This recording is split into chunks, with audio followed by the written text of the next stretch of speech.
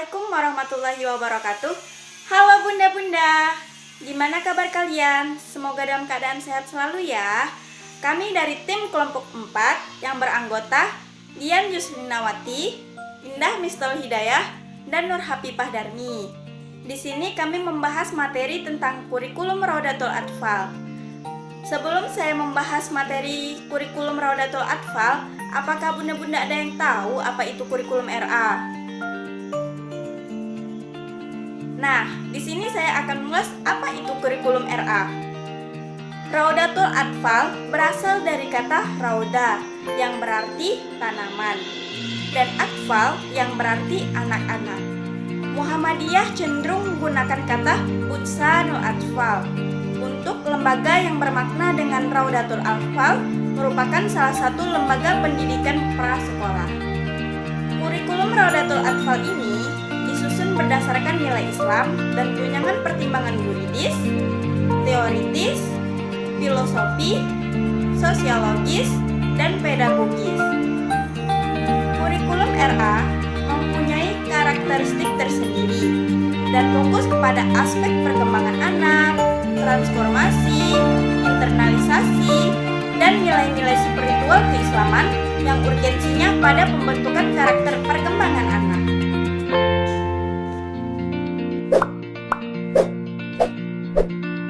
Baiklah, di sini saya akan memberikan penjelasan dari teman saya yaitu Indah Mistul Hidayah. Saya akan membahas tentang karakteristik kurikulum RA.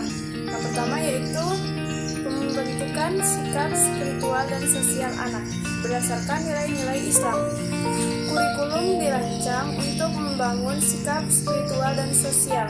Sikap spiritual dan sosial yang dimaksud adalah perilaku yang mencerminkan sikap beragama, rasa ingin tahu hidup sehat, berpikir positif, dan percaya diri, mampu menyesuaikan diri santun dalam berinteraksi dengan keluarga maupun teman dan guru di lingkungan rumah, tempat bermain, dan lembaga RA. Selanjutnya yaitu 2. Mempertimbangkan tahapan tumbuh kembang anak, potensi, minat, dan karakteristik anak, memperhatikan aspek perkembangan. Kurikulum menetapkan anak sebagai pusat tujuan. Kurikulum yang disusun memenuhi kebutuhan pertumbuhan dan perkembangan anak sesuai dengan tingkat usia dan selaras dengan potensi, minat, dan karakteristik anak sebagai kekhasan perkembangan individu anak. Yang ketiga yaitu holistik integratif. Komponen kurikulum yang disusun mencakup keseluruhan ranah perkembangan holistik dalam kompetensi dasar yang dimuat dalam Panduan Kurikulum 2013 tentang Pendidikan Anak Usia Dini.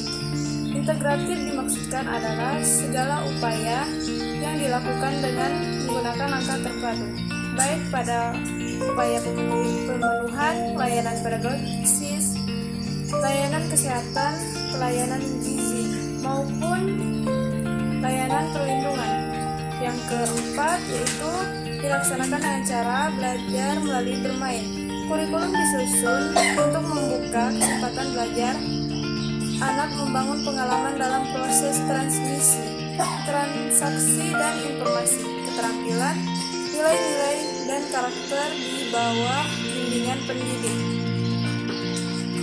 Yang kelima yaitu mempertimbangkan kebutuhan anak, termasuk anak berkebutuhan khusus.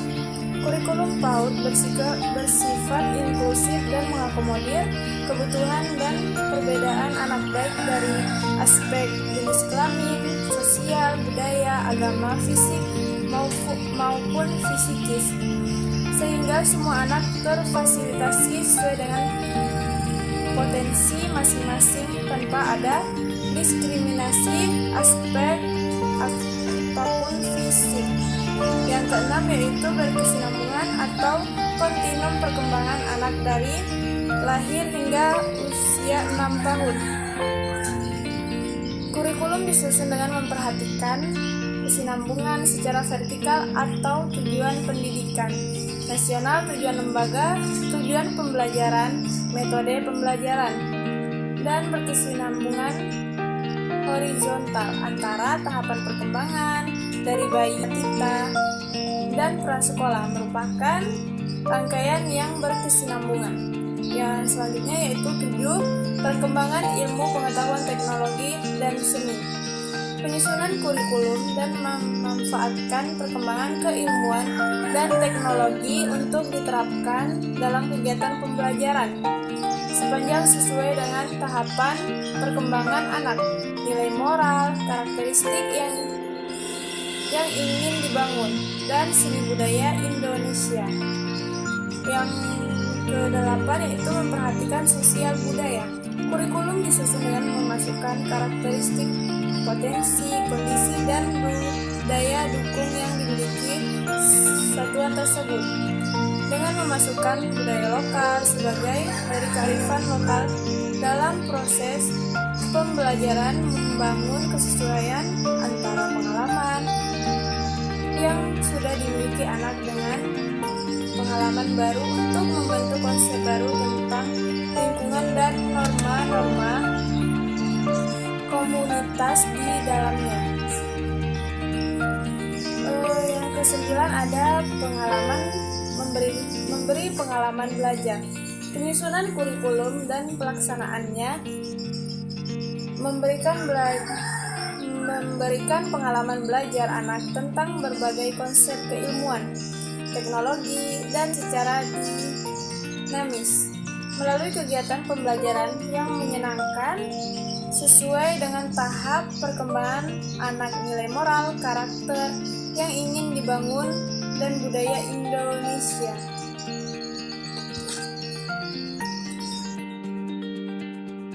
Yang terakhir yaitu memperhatikan dan melestarikan karakteristik sosial budaya. Kurikulum mempertimbangkan lingkungan fisik dan budaya ke dalam proses pembelajaran. Pembelajaran dilaksanakan untuk membangun kesesuaian antara berbagai hal, untuk membentuk konsep baru tentang lingkungan dan norma-norma komunitas di dalamnya. Lingkungan sosial dan budaya berperan tidak sebagai objek dalam kurikulum, tetapi sebagai sumber pembelajaran bagi anak usia dini. Pengenalan sosial budaya sejak usia dini dalam rangka memupuk rasa nasionalisme dan cinta budaya. Baiklah, sekian penjelasan dari saya.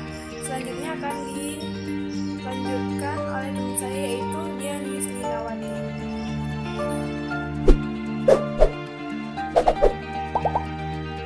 Assalamualaikum warahmatullahi wabarakatuh. Baiklah, di sini saya Dian Yustinawati akan menjelaskan tentang isi dan proses pembelajaran RA. Keputusan Menteri Agama Nomor 729 Tahun 2018 tentang pedoman implementasi kurikulum Raudatul Anfal dan 9 petunjuk teknik pembelajaran dan penilaian siswa Raudatul Anfal, yaitu 1. SK Dirjen Pendidikan Islam Nomor 2761 tentang petunjuk teknis satuan pendidikan Raudatul Anfal. 2. SK Dirjen Pendidikan Islam Nomor 2762 tentang petunjuk teknis penyusunan perencanaan pembelajaran di Raudatul Anfal. 3. SK Dirjen Pendidikan Islam Nomor 2763 tentang petunjuk pengembangan pembelajaran pendidikan agama Islam di Raudatul Anfal. 4. SK Dirjen Pendidikan Islam Nomor 2764 tentang petunjuk teknis pengembangan bahan ajar di Raudatul Anfal. 5. SK Dirjen Pendidikan Islam Nomor 2765 tentang petunjuk teknis strategi pengembangan anak Raudatul Anfal. 6. SK Dirjen Pendidikan Islam Nomor 2766 tentang petunjuk teknis penilaian perkembangan anak di Raudatul Anfal. 7. SK Dirjen Pendidikan Islam Nomor 2767 tentang petunjuk teknis deteksi dini tumbuh kembang anak Raudatul Anfal. 8. SK Dirjen Pendidikan Islam Nomor 2768 tentang petunjuk teknis penyelenggaraan pendidikan inklusif di Raudatul Anfal. 9.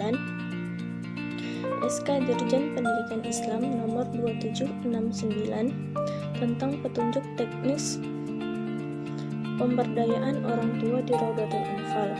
Implementasi kurikulum Raudatul Anfal menurut kesiapan semua pihak agar dapat dalam mengelola pembelajaran dan dapat lebih adaptif, efektif, dan efisien dalam rangka mewujudkan pendidikan yang bersifat holistik, interaktif. Selanjutnya yaitu metode pembelajaran RA. Metode pembelajaran adalah yang dilakukan guru dalam membimbing peserta didik agar mencapai kompetensi yang telah ditetapkan. Metode pembelajaran yang biasa digunakan di TK antara lain: A. Metode bercerita. Metode bercerita adalah cara bertutur kata dengan menyampaikan cerita atau memberikan penjelasan kepada anak secara lisan. Yang B itu metode bercakap-cakap. Metode bercakap-cakap berupa kegiatan bercakap atau bertanya jawab antar anak dengan guru atau antar anak dengan anak. Yang C itu metode tanya jawab.